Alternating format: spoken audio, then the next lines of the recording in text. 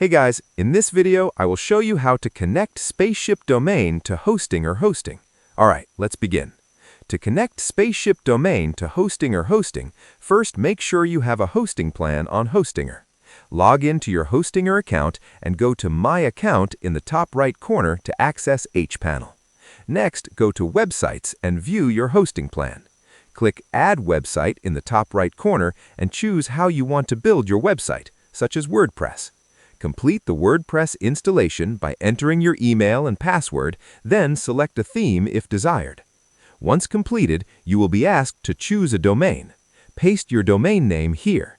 This domain can be registered with Hostinger or any other provider like Namecheap or GoDaddy.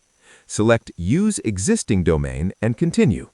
After installation, return to the Websites section and locate the new domain. Click Connect to begin verification. Hostinger will provide name servers. Copy these and paste them into your domain registrar's name server settings.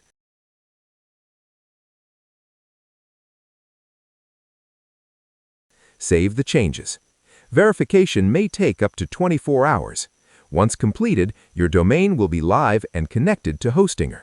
So that's basically how you can connect Spaceship domain to hosting or hosting. That's it for this video. Thanks.